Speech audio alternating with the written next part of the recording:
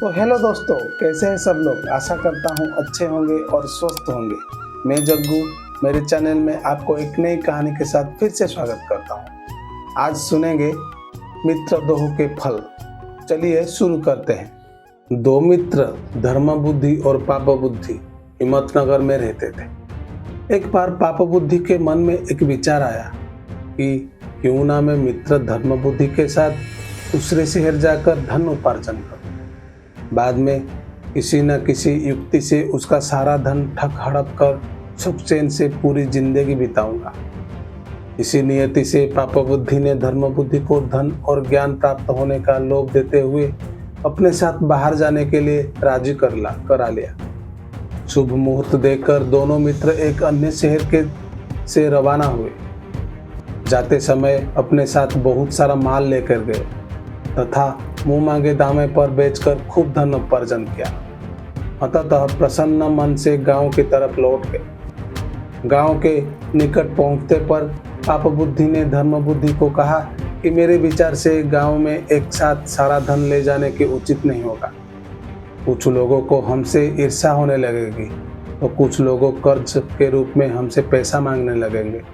संभव है कि कोई चोर ही इसे चुरा ले। मेरे विचार से कुछ धन हमें जंगल में ही इस सुरक्षित स्थान पर गाड़ देनी चाहिए, अन्यथा सारा धन देखकर सन्यासी और महात्माओं का मन भी डोल जाता है। सीधे साधे धर्म बुद्धि ने पुनः पापा बुद्धि के विचार में अपने सहमति जताई। वहीं किसी सुरक्षित स्थान पर दोनों गड्ढे खोदकर अपना धन दबा दिया तथा घर की ओर प्रस्थान कर गए। बाद में मौका देखकर एक रात बुद्धि ने वहां से सारे धन को चुपके से निकालकर हथिया लिया। कुछ दिनों के बाद धर्म बुद्धि ने पाप बुद्धि से कहा, भाई मुझे कुछ धन की आवश्यकता है, अतः आप मेरे साथ चलिए। पाप बुद्धि तुरंत तैयार हो गया। जब उसने धन निकालने के लिए गड्ढे को खोदा तो वहां कुछ नहीं मिला। धर्म बुद्धि ने दंग रह गया। पाप बुद्धि ने तुरंत रोने चिल्लाने का अभिनय कर दिया। उसने धर्म बुद्धि पर धन लेने का इंजाम लगा दिया। दोनों लड़ते झगड़ते न्यायाधीश के पास पहुंचे। न्यायाधीश के सम्मुख दोनों ने अपना अपना पक्ष प्रस्तुत किया।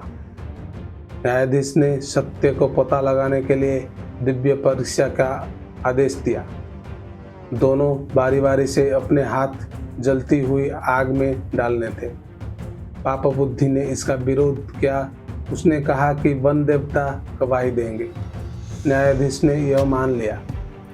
पाप बुद्धि ने अपने बाप को एक सूखे हुए पेड़ के खोखले में बैठा दिया। न्यायाधीश ने पूछा तो आवाज आई, चोरी धर्म बुद्धि ने की है। तभी धर्म बुद्धि ने पेड़ के नीचे आग लगा दी।